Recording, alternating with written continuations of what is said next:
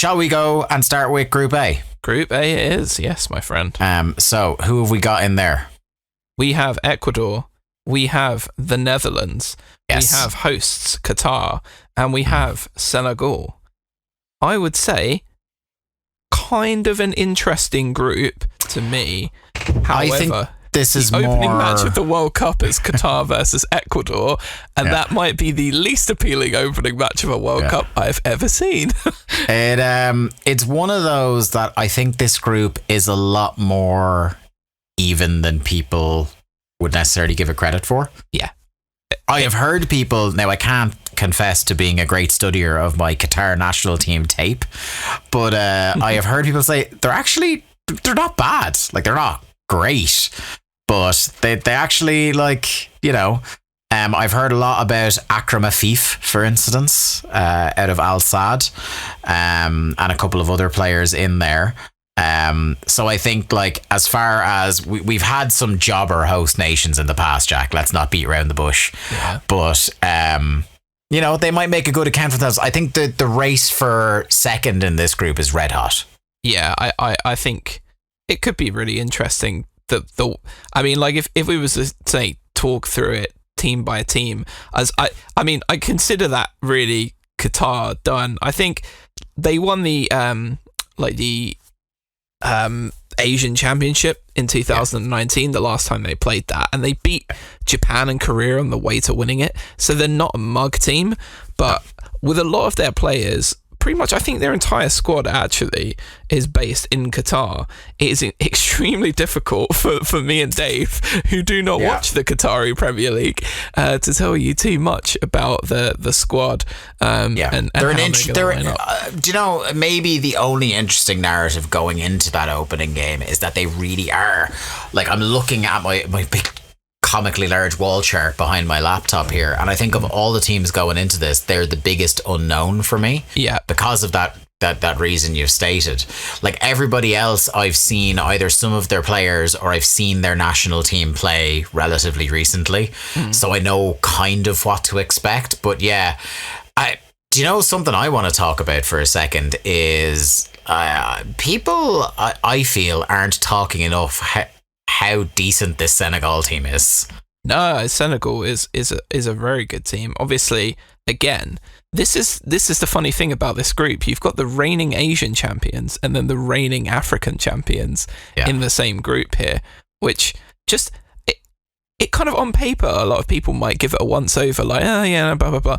But you've actually got the two confederations reigning champions in, and obviously we don't get to have Europe's in here, but that says a lot to me. And I think if you look at the spine, the spine of this Senegal team, you build around Mendy, Koulibaly, Idrissa Gueye, and the front, like a front three of Ismaïla Sarr, Gia, and Sadio Mane, and you're like, that's not a mug team. And then you label in, like, you know, Fado Ballo-Touré in there, and Nampalys Mendy, and you're like, you know what? This actually looks like a really good team that, you know, if the sort of team that if they say they qualified second or even maybe took the group, you'd think, they wouldn't be a team you want to play in the round of 16, really. Yeah. Because there's a lot of quality in there. Go on. You've got a bit of diversity in there in the type of player as well, because you know what you're getting from, like, having Ismaïla Sarr and Sadio Mane beating down the wings, but you've also got options like Boulaye Dia up front, who's a bit of a fucking unit. You've got some younger players that are kind of like, you know, maybe they're mainly in the squad for a bit of experience at this stage, but I'm looking particularly at Bamba Dieng from Marseille, who I hear a lot about. He's only got 13 caps so far for them, so I wouldn't expect him to necessarily be a starter, with considering he would probably play in one of those wide positions, given the choice. But, you know, it's like it's a pretty good side. Like, it's a pretty good side, and I would, you know, they would be my favourites to get one, like, you know, it's them and Netherlands for me out of this group, which I don't think is a controversial take.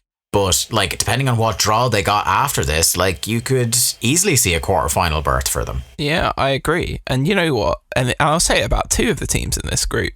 when you get into tournament football, defensive record is key, right? And they were absolutely unbelievable in the AFCON. They just did not let goals in. I think they conceded like 2 in the whole tournament, which is outrageous. So you think to yourself, if you can keep clean sheets in a World Cup, if you can be difficult to break down, and you do have that outlet of pace of Sarr and Mane on the wings, like that's a recipe for success, and it's a recipe to be very dangerous, especially when you're playing teams, say like in this group, like Netherlands, who are designed to monopolise possession, and you've got a Senegal side who are disciplined, willing to sit back and take their chance on the counter. So, you know, if they won this group even, I wouldn't be particularly shocked. Oh, and also, Aliou Cissé as a manager is an absolute boss. One final mention, obviously, goes to the Netherlands team, and it's a team that's stacked with a balance of youth and experience. There's some very exciting players in there. I think this could be a World Cup where the likes of a Cody Gakpo adds an extra 0 onto his asking price for wherever he goes after Eindhoven. He is not the end of his name to be Cody Gakpo. He is lighting it up in the Eredivisie this season. He has some crazy combined goals and assists stat so far this year. He's really, really kicked on in a way that I think a lot of the clubs that were maybe in for him last summer, including United, where he himself has said he thought he was going. I don't think people were willing to take the risk, as you often do with players with good numbers from the Eredivisie, but now it looks like he's going to kick on and develop.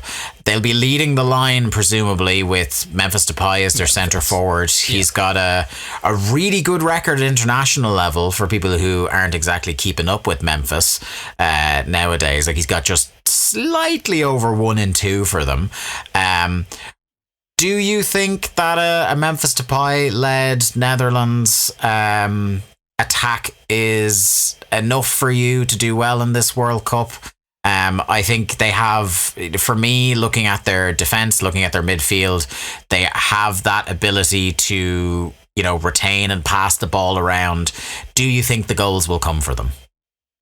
I think it's difficult to say specifically in the group stage that it's going to be this kind of, you know, like total football Dutch performance, because we know the 3 teams in this group are just going to do whatever they can to prevent them from scoring.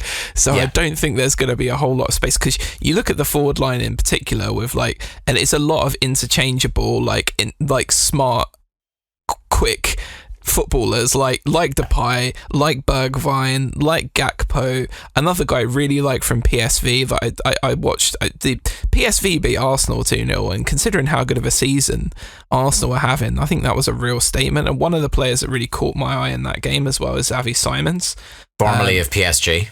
Yeah, just looking really, really awesome.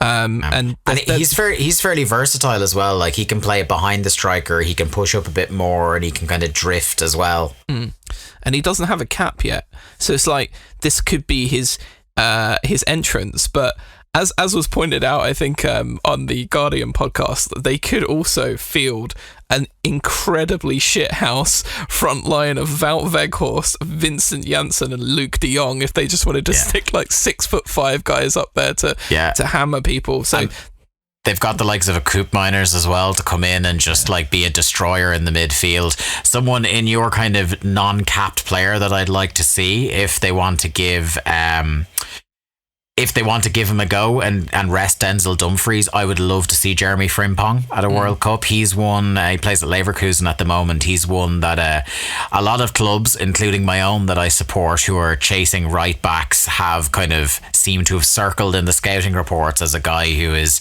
set to break through. Only 21 and hasn't played for the Netherlands yet. So interesting as a call up for presumably the reserve Denzel Dumfries in case he runs himself into the fucking ground this time. Well, that's the thing I love about Dumfries. It's just a complete chaotic performance he usually brings out from wing back. He just flies up and down. Absolutely no mind for defence, but it really doesn't matter when you've got like the likes of Ake, Van Dijk, De Vrij and De Ligt back there. Like they can form a defensive unit that will allow Dumfries to just go hog wild up there. And I'd be interested to see if Frimpong doesn't. I mean, if they win the first 2 games of this group, which they have absolutely definitely got in their power to do, it'd be then super interesting to see what they do if they do get the likes of Simons and Frimpong in there and just maybe play a few of the players that we haven't seen up to this point in a tournament. But I don't know if they'll be afforded that luxury. Yeah, shout out as well. We're obviously not going to mention it very long, but Ecuador sponsored by Brighton and Hove Albion. So I a very recent experience of watching a couple of these players absolutely rip my football team to pieces a few weeks ago, and I was extremely impressed with Pervis Estupiñán.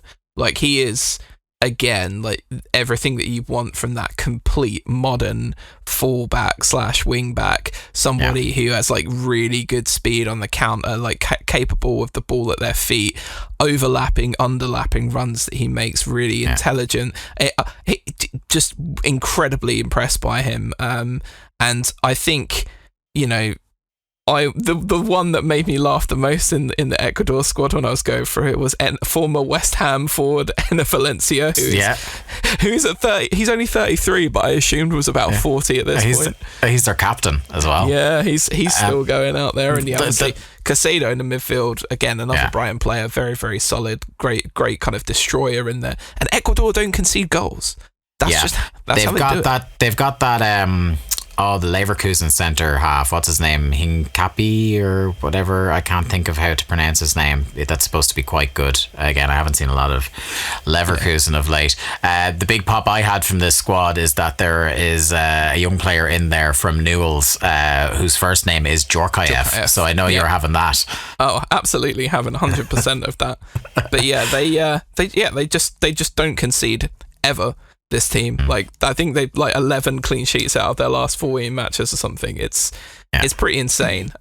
So again, if you look at Ecuador, like trying to shut up shop, and Senegal trying to shut up shop, they might cause Netherlands some problems. Especially, again, a trope of Louis van Gaal teams of the past, Dave. I don't know if you would agree with it, but such monopoly of possession, and sometimes not always the incisive pass or the incisive movement to get in behind these teams. So sometimes to his detriment. To watch.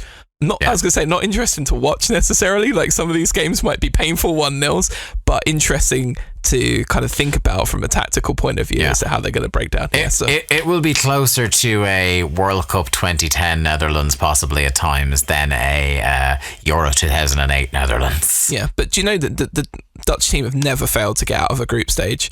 They have been out of a group stage every single time, and they're unbeaten in the group stages since 1994 as well. So the big downside, I would say, my big vote against them this time, they're one of my teams, Jack, that I always support in tournaments. Mm-hmm. Possibly in my living memory, the worst jersey they've had at a tournament. Awful kit. Yeah, it's not even orange. Sort of like somewhere in between, like a sort of yellowy kind of colour. Yeah, it's shite. Not having absolute shite. In the sun, it's just going to reflect, like that intense sunlight in Qatar. It's just going to reflect, and they're just going to look like Australia in that kit. Second kit's pretty good, but home kit is rubbish. Let's move to Group B. Oh, yeah. So before we do, what I want you to do is we want to decide on a 1, 2, 3, 4 in this group, so we can very quickly at the end of this predict who's going to win the World Cup. So who wins the group? I am going to go Netherlands. Runner up, Senegal. Yeah, fair. Third, Ecuador. Yeah, and Qatar. That's pretty much what I would expect. Yeah, I would expect those two to get out. Look, if you want to tell me that Qatar will sneak a draw somewhere and maybe get ahead of Ecuador, it wouldn't be, again, like I said, based on what other people are saying about Qatar, it mightn't be the biggest surprise in the world, but I don't think either of those two teams are getting out of the group. Yeah, agree.